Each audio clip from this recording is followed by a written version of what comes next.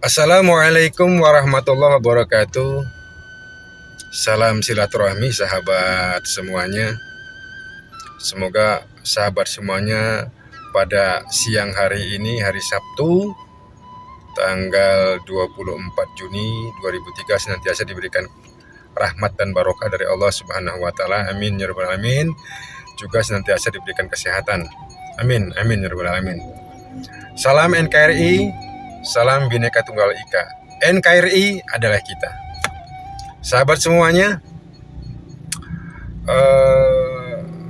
kita mengenal sosok pemimpin yang luar biasa, tokoh pembaharu, ulama, seorang sufi yang zuhud, Abdurrahman Ad-Dakil, atau sering kita kenal bernama Kiai Haji Abdurrahman Wahid, atau lebih dikenal lagi, lebih populer dengan nama Gus Dur.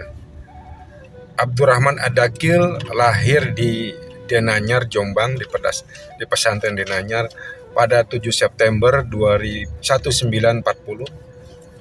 7 September 1940 diberi nama oleh ayahnya Kiai Haji Wahid Hasyim. Beliau adalah putra pertama, yaitu Abdurrahman Ad-Dakil. Siapa Abdurrahman Ad-Dakil? Adalah sosok penakluk Andalusia, Spanyol, peletak dasar Bani Umayyah, kekhalifahan Bani Umayyah di Spanyol. Jadi Abdurrahman Ad-Dakil seorang sang penakluk. Seiring dengan perjalanannya, tradisi di pesantren, nama selalu membawa nama orang tuanya, ayahnya, sehingga Abdurrahman Ad-Dakil berganti nama menjadi Abdurrahman Wahid, atau lebih dikenal dengan Gus Dur. Gus Dur sejak kecil sudah menampakkan kecerdasannya, kejeniusannya, kepeduliannya terhadap masyarakat, kepeduliannya kepada kemanusiaan. Sejak kecil sudah terbiasa bergaul yang heterogen, yang pluralis.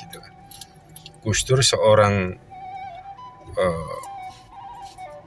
sosok yang luar biasa, sangat cerdas, jenius. Masa kecilnya dihabiskan di pondok pesantren, di beberapa pondok pesantren. Beliau ditinggalkan oleh ayahnya dalam masa mendekati remaja, masih anak-anak. Gus Dur dididik oleh kakeknya, oleh kakek dari ibunya, Kiai Bisi Samsuri. Gus Dur juga mondok di Tegarrejo, juga di Krapyak di Jogja. Dan pada akhirnya Gus Dur melanjutkan ke Mesir. Rencananya sekolah di Al-Azhar, tapi karena di Al-Azhar itu pendidikannya itu merasa Gus Dur ini bahwa pendidikan di Al-Azhar ini sudah saya pelajari masa saya MTS, masa di pondok, sehingga Gus Dur tidak jadi kuliah di Al-Azhar, hanya main di sana membaca buku di perpustakaan.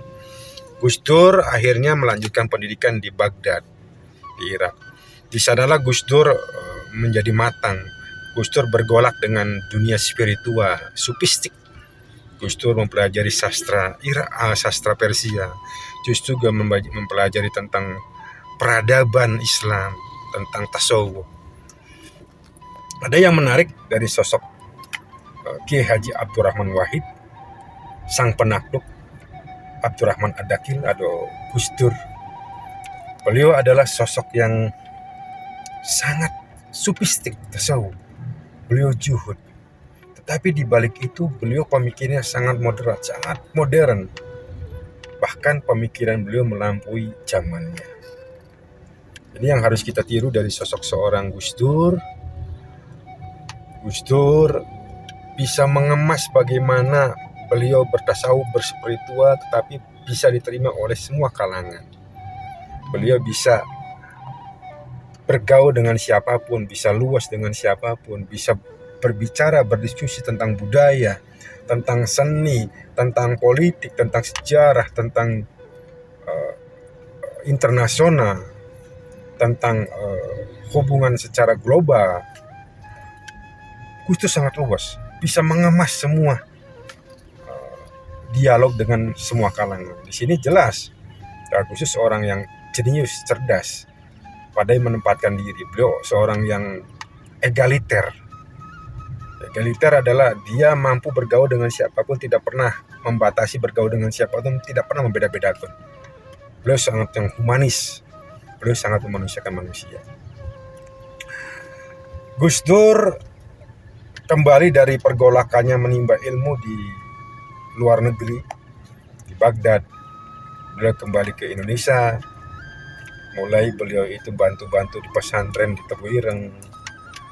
Singkat cerita, pada tahun 1984, pada waktu muktamar di Situbondo, Gus Dur diarahkan oleh kakeknya Kiai Haji Bisri Samsuri, kakek dari ibunya, untuk memimpin NU.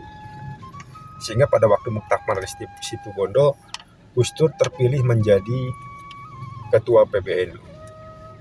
Berlanjut pada waktu muktamar di tahun 1989 di Krapyak, Yogyakarta, Gus Dur pun terpilih kembali menjadi ketua PBNU yang kedua kali. Berlanjut pada muktamar 1994 di Cipasung, Tasikmalaya, Gus Dur terpilih kembali menjadi ketua PBNU yang ketiga. Kita setback ke belakang.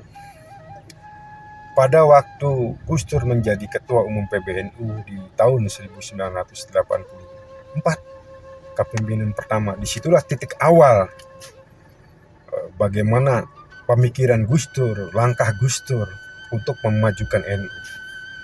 Ada satu statement, ada satu kesepakatan di Muktamar Situbondo 1984 bahwa NU kembali ke Hitoh 1926. Artinya kembali ke Hitoh itu bahwa NU berdiri tahun 1926, bahwa kembali ke Hitoh itu artinya bahwa NU tidak berpolitik praktis, NU netral, NU kembali kepada organisasi kemasyarakatan, organisasi keagamaan, NU kembali fokus kepada membina jamaah, membina santri-santri. Itulah yang selalu digaungkan oleh Gus Dur sejak Muktamar 1984, NU kembali ke Hitoh 1926.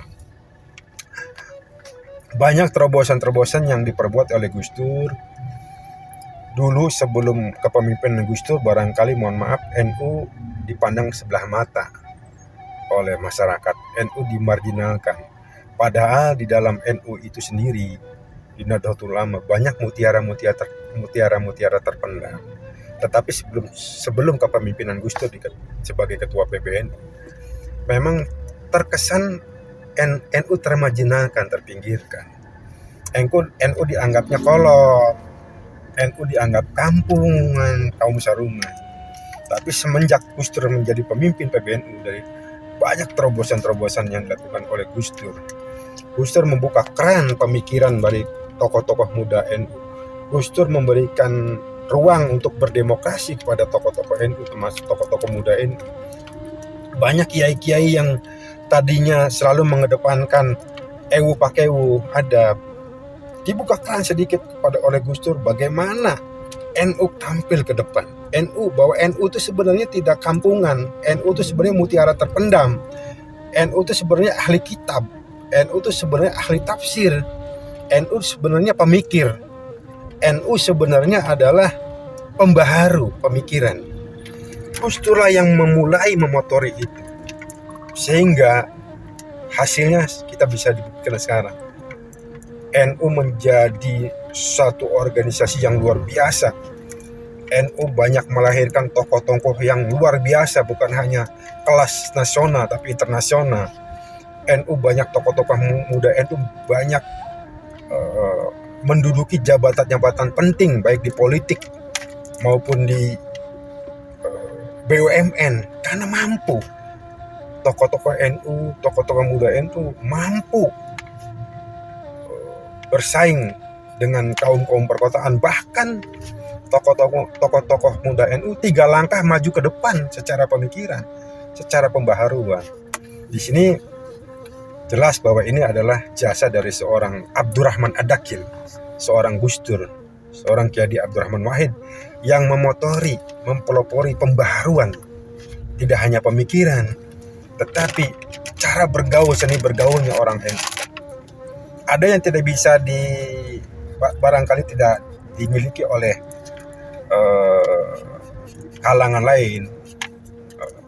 Di NU dikenal banyak tentang siasah, artinya bagaimana menempatkan diri bergaul, bukan berarti tanda petik negatif. NU pandai menempatkan bagaimana mendidik warga NU itu untuk bisa bergaul, memilah-milah. Bagaimana bergaul dengan A bisa fleksibel, dengan B bisa fleksibel. Di sini Gus Dur, perannya Gus Dur.